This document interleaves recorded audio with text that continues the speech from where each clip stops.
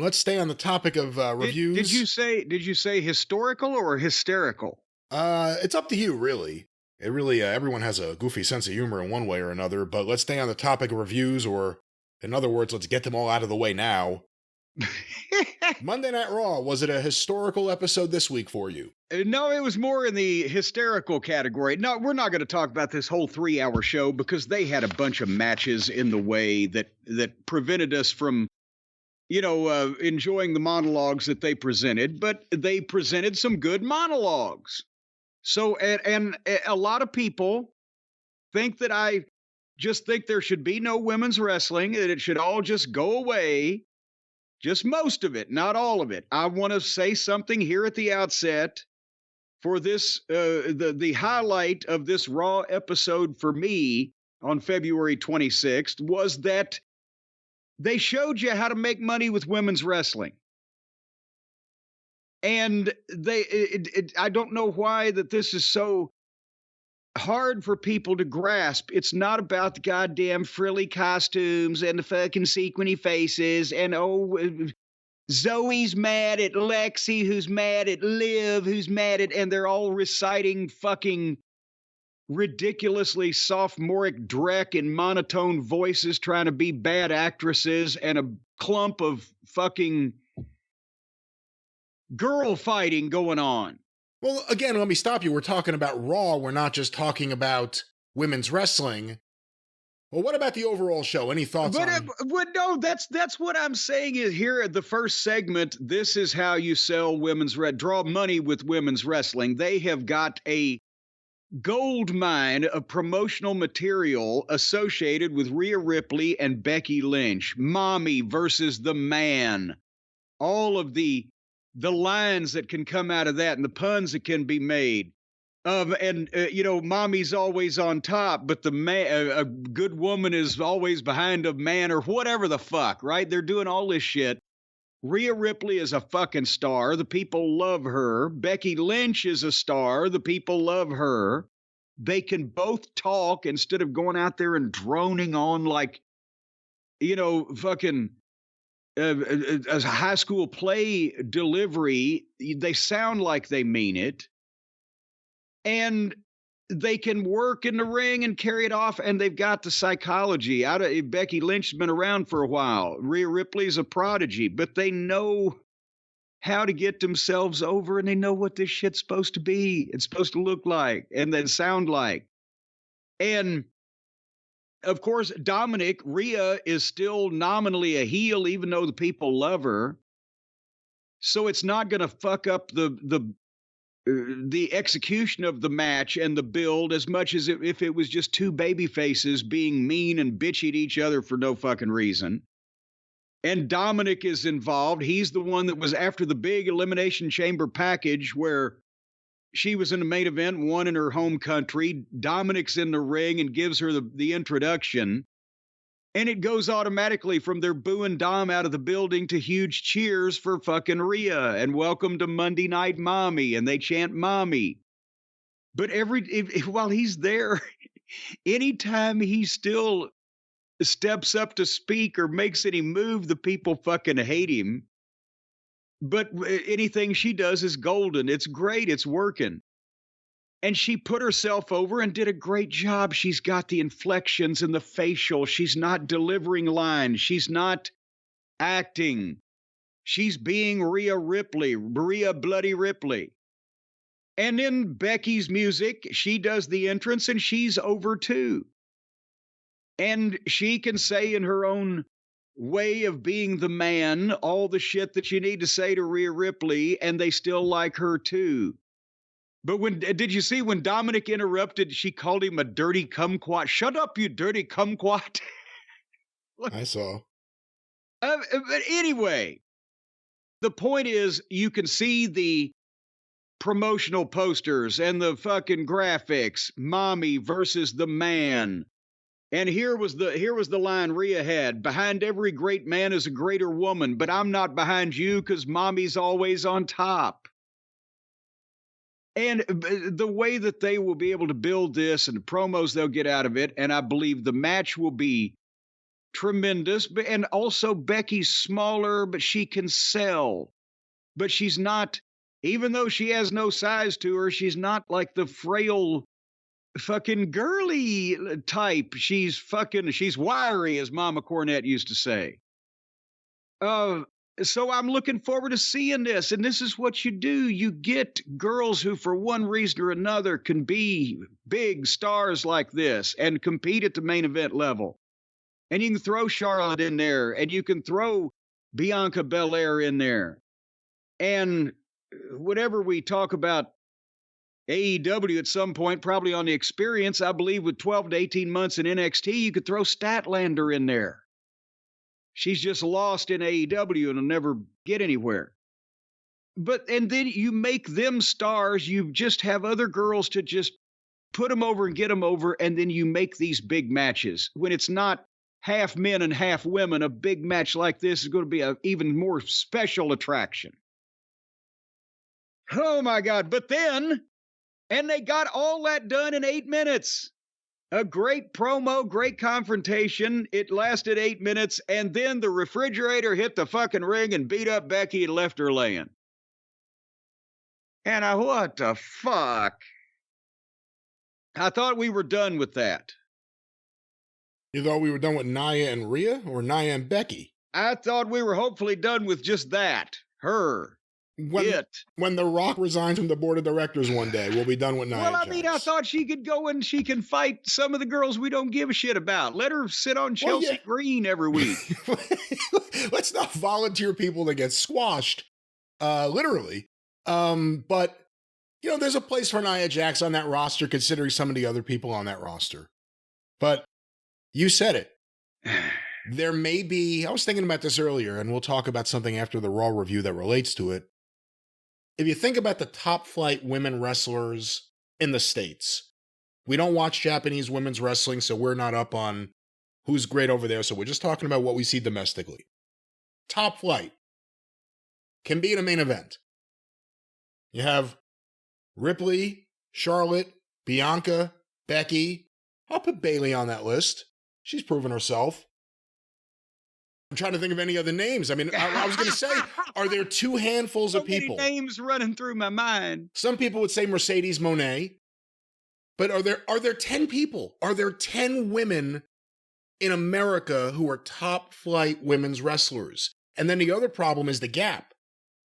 There are top flight male wrestlers, and then there are wrestlers not just there yet, but on the way up. The gap between the top flight women's wrestlers, like the ones I named, and the ones who have no idea what the fuck they're doing, or, just convince themselves they're wrestlers but don't actually show any of the skills, or aren't over in any way. Crowd reaction is a part of pro wrestling. Since Sonnenberg, crowd reaction is a big deal. Hey, they used to give Fred Beal hell, too, I'm telling you. That's true. That Ole Marsh really got the crowd in an uproar. Boy, I tell you. But, well, I know, I see what you're, but again, that's where you try to grow your own, to train them, to find them. Again, Statlander, from what I saw, and we're not going to get into the AEW show, it's not worth it. We'll do that later.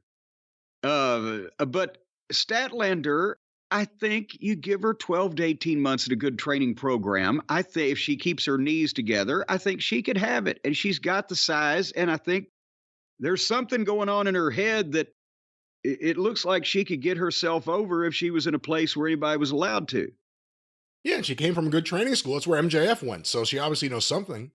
Well, but point is, there's one I'm thinking of, and we might be able to find another couple, but that's why I'm saying if it's a special attraction amongst these handful of big stars and all the other little planets and moons rotate around them, and it was a little bit more limited, and the only thing you saw of women's wrestling was the really good ones doing their shit against another really good one, or who gives a shit, she just beating her, then most longtime wrestling fans would not roll their eyes and groan every time. What is this, fucking Girl Scout television or wrestling? See, and again, we never get to see if it'll do well on its own. There's no dedicated show where they could treat it seriously, book it right, develop it. We went from, let's say, the beginning of Raw. I don't think Alundra Blaze came in until what? Late 93, early? I guess she was there for WrestleMania, so she was there in 93 by the summer. Yeah. There was one women's feud in the company. It was Alundra Blaze versus whoever she was feuding with. Bull Nakano, then Rhonda Singh, or Bertha Faye, a match or two at Heidi Lee Morgan or someone here and there. It shouldn't be that. There's 3 hours of Raw now, and also there's a better... I shouldn't say 2 hours of SmackDown. And 2 hours of SmackDown. But you don't need... The men have a tag team division, we need a tag team division. The men have this, so we need this. It should be, there's a demand for this, let's address the demand. Not, there's no demand for this, let's give them more. That's not a smart strategy. And there are top flight women. If this show had a Rhea Ripley segment every week, I'm going to watch this show every week. You could say the same primarily about some of the other ones. And you know what, Io Sky or Asuka I actually would put on the list. I know you wouldn't, but I would. There are several other women in that company. If there weren't 12 other Asian American or Asian women dressing or acting the same way with approximately the same size and the same height and being promoted the same way. There aren't. There are no women being presented or promoted the same way Asuka is. No one. Io Sky. Io Sky doesn't wear makeup. Is there an inch difference? They're grunting and groaning? The stereotypical, Japanese sailor on Gilligan's Island promos. I think you're maybe thinking of Kairi Sane. Possibly. Well, see, there you go. Which one's which? Well, they all have them do the same shit. Again, I think there are Japanese women wrestlers who stand out on their own in the States, and I think Asuka happens to be one of them.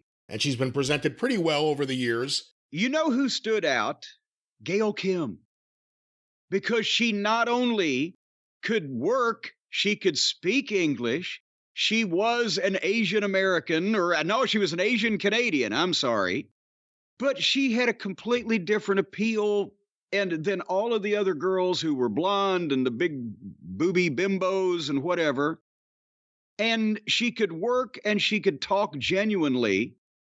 And she acted like a real human instead of, I'm going to kill you. The fuck is that? How does that would that be offensive if it was shown in Japan? Asuka's a bigger star than Gail Kim ever was. Gail Kim was really good, and Gail Kim was maybe the best women's wrestler at that time for what was whatever, the Divas division or something. And then she went to TNA and did good stuff there. The women's division in TNA at times when it was Gail Kim and Kong may have been the best thing in TNA. Yeah. I'm not saying that Asuka is not a bigger star now with this worldwide television than Gail Kim. I'm saying McDonald's sells more cheeseburgers than anybody. Doesn't mean they're the fucking best. No, but again, Gail Kim's not. I don't know how Gail Kim got pulled into this just because she's Asian, I guess. But Asuka, my point was Asuka's on that list for me. All right. There aren't a lot of women there.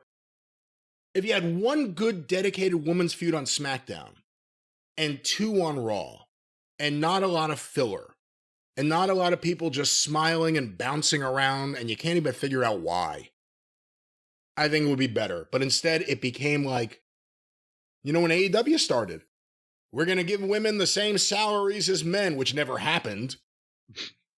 But it's because people wanted to hear that. It wasn't because it was a thing to do that was the right thing for business based on ticket sales or anything else. It was aren't they nice? Yeah, that's the issue.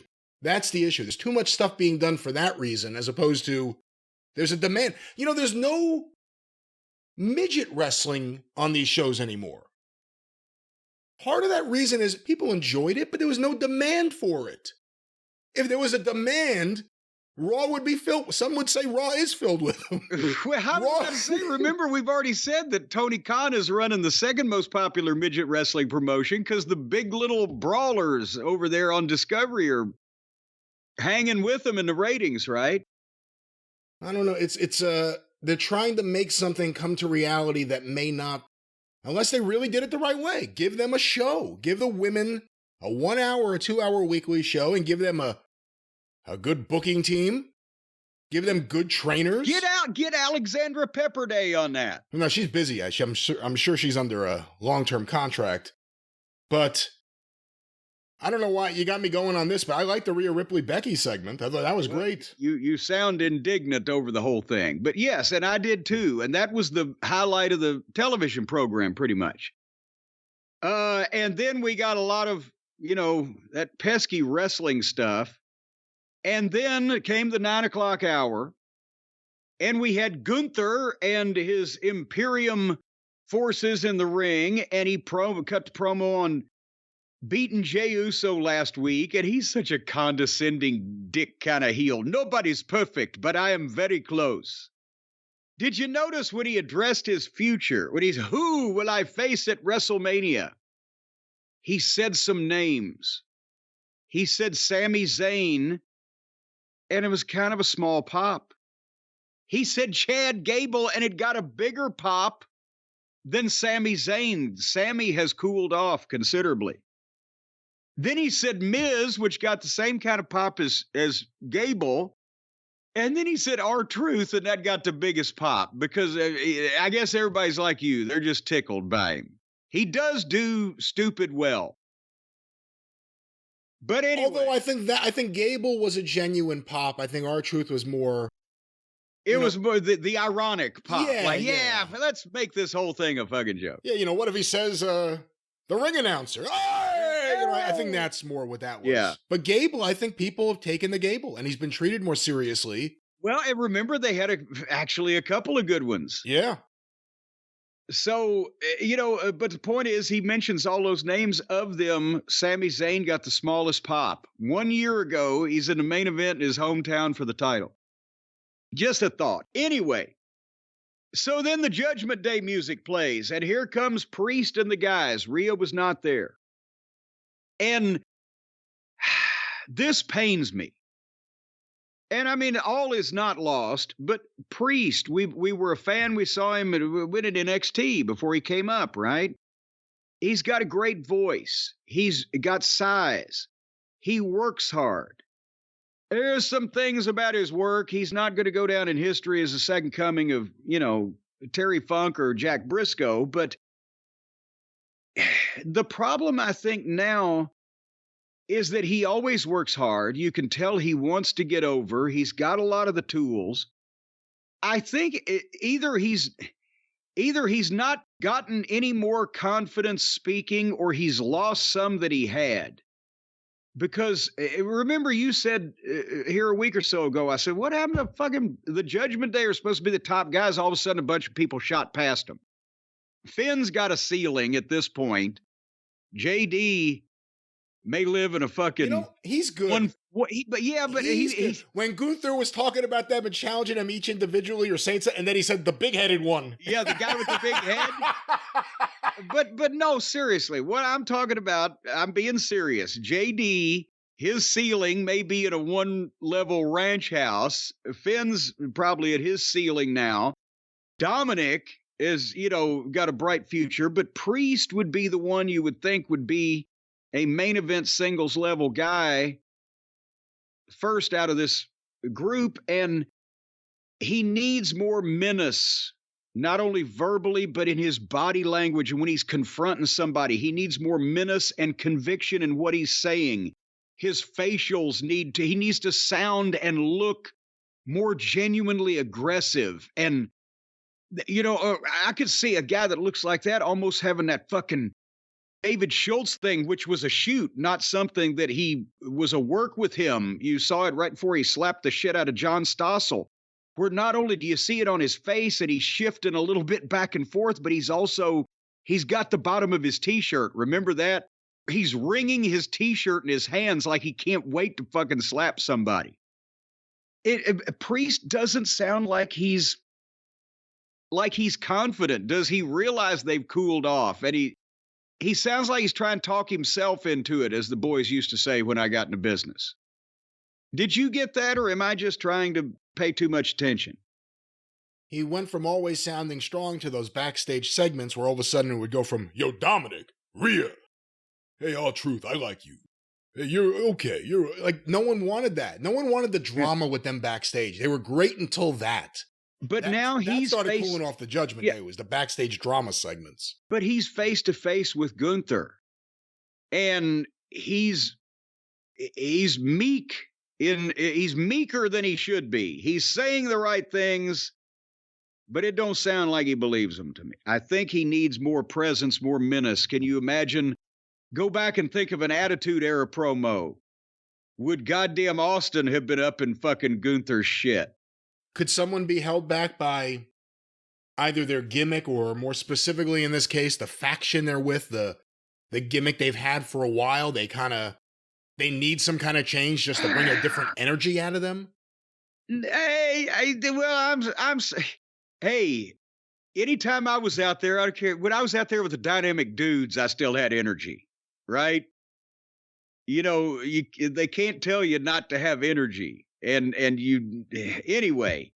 the point is, this was finally when Gunther was taunting him, Priest went to lift the case up and Dominic stopped him and started talking. And of course the people are booing and etc. But Dominic's the one, that title belongs to us. He wasn't making the challenge. It was us. And Gunther shoves Dominic and Priest goes for him, and the Judgment Day are holding Priest back. And the fans were with it. They wanted to see him fight, but they didn't fight. And that was it. I'm pulling for Priest, but he needs to. I mean, he's not going to be a screaming, malevolent fucking, psychopath, but he could have more Jake Roberts style aggression, low simmer in his day, not as he got into his drug days, but well, they were all drug days with Jake, but before it affected him, when he was really sinister, you could see Priest doing he didn't sound like he believed that he was going to kick anybody's ass. No, this is the first time in a few years that he doesn't feel as effective as he did in NXT. It felt like in NXT he was used well and he showed a lot of personality. And then it took him a little bit of a while to get over the hump in WWE because he was presented as a babyface. And then the Judgment Day kind of gave him a break, especially when they got rid of, Adam Copeland. Once they got rid of him from that, it gave him a chance to really shine. It's taken a step backwards for the first time. Yeah. But anyway, so then there was some other shit going on, and then we got to the 10 o'clock hour for our next monologue. And this was with Drew McIntyre, who came out and thanked the fans. We did it. He thanked the fans for praying so hard, and now it's going to be him versus Seth for the world title at WrestleMania.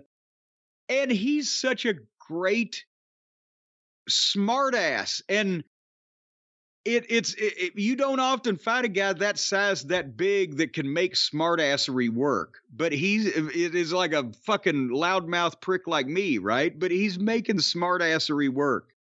He said he busted his eardrum at the pay-per-view, and it was painful. The doctor said that he might not be able to make WrestleMania, and Drew said, "Who do you think I am, CM Punk?"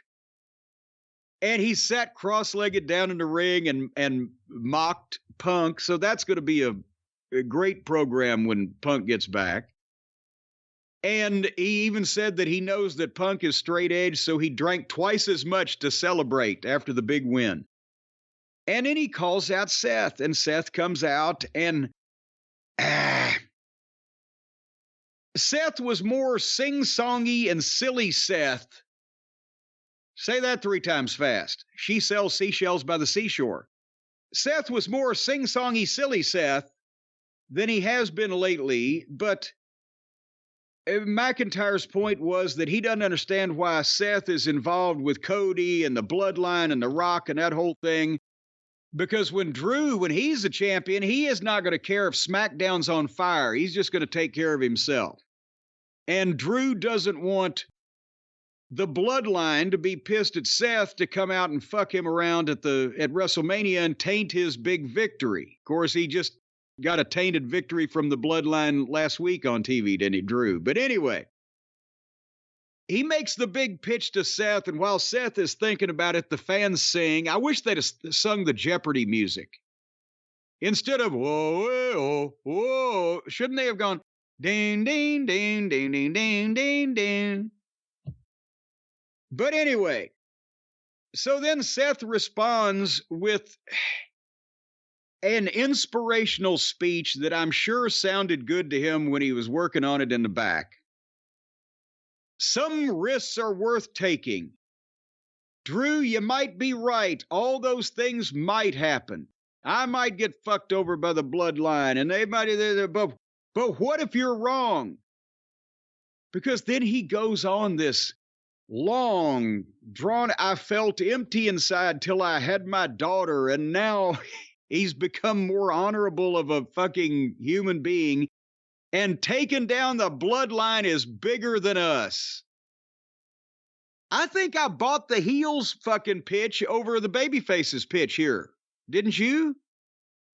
I mean, he was completely insincere, but this whole thing was ridiculous. And I like Drew McIntyre. He's been doing great stuff, and he was good here for what they gave him to do, but he was good until Seth came out. And Rollins has been good lately with the serious stuff. But this is so, it was, I mean, no, this was kind of the white meat babyface shit they booed Rocky Maivia for. It's bigger than us. I don't care if things happen to me in my world title. We've got to, no, fuck. It was too long and dramatic and blah. You know, Drew is going to get over as a fucking smart-ass heel because now he's entertaining when he speaks, and also because most people would say, well, you know, you're right. If you win a title, fuck what the other TV show's doing. You shouldn't care if they were on fire. But anyway, that it didn't do it for me this week on that one. But wait, the finish of the main event we got to talk about. I forgot about this because did you see it or did you give up at that point? I don't remember. What was the main event? Well, the main event was Cody and Grayson Waller. And I didn't watch that, but they gave us a little bonus content afterward. Did you zone out since it was Waller?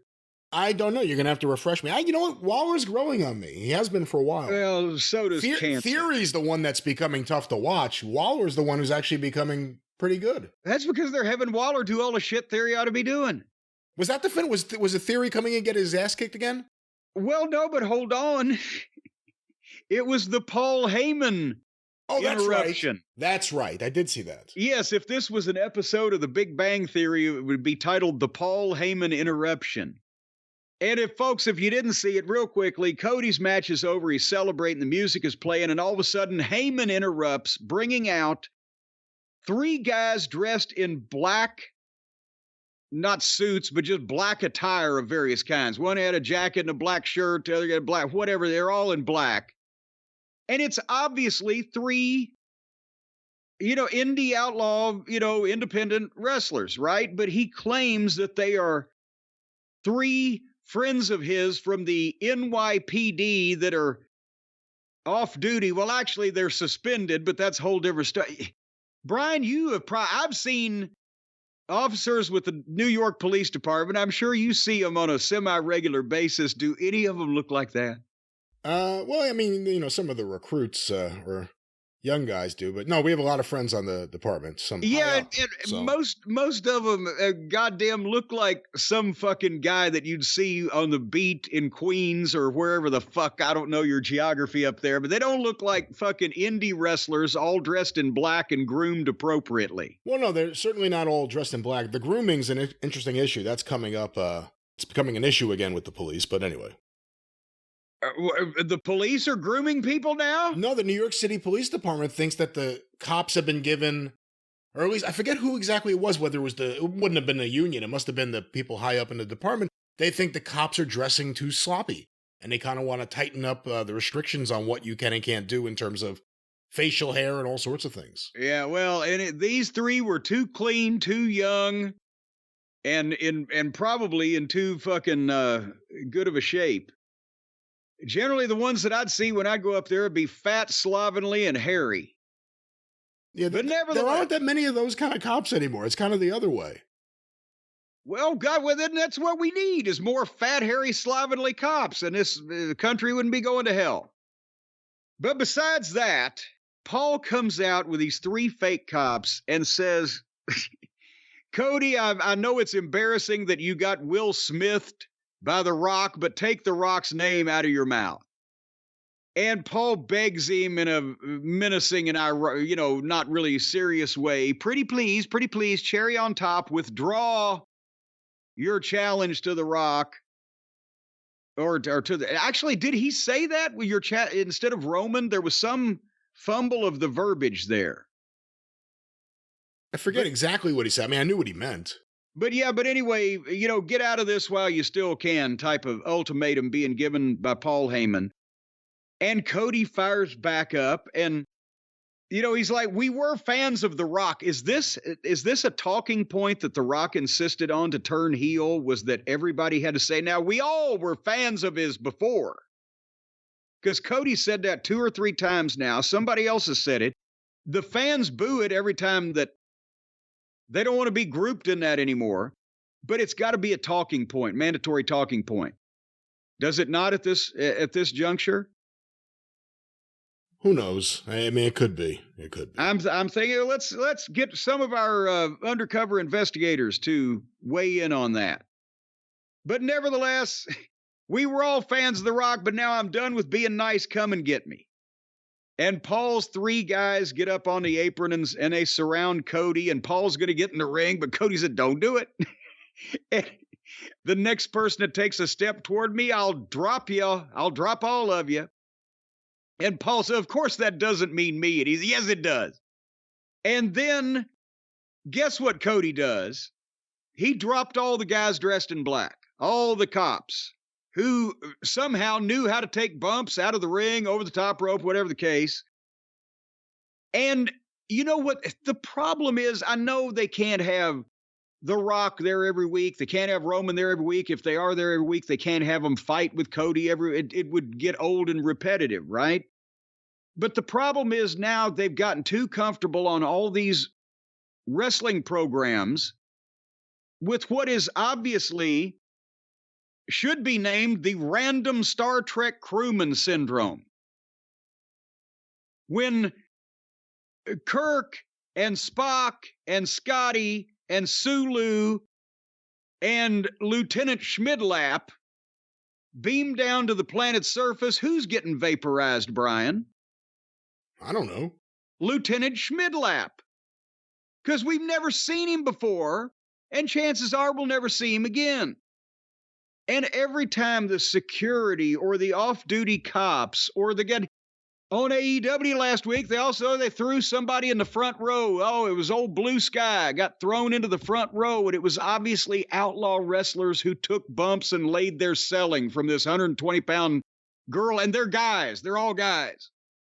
From this girl being dropped on them, 4 men were fucking wiped out. It's phony because you can tell. They all look the same, even though they're not the same people.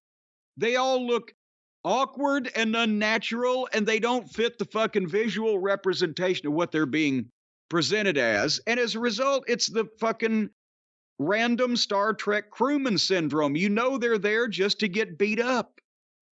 And it's old, right? And then Paul gets one phone out of his pocket and calls Roman, and gets the other phone out of his other pocket and calls The Rock. So he better have stock in T-Mobile or something, because this is getting expensive. But Cody beat up all of the fucking job guys. There you go. Well, that was raw. It certainly was. You insisted on watching it, for the record.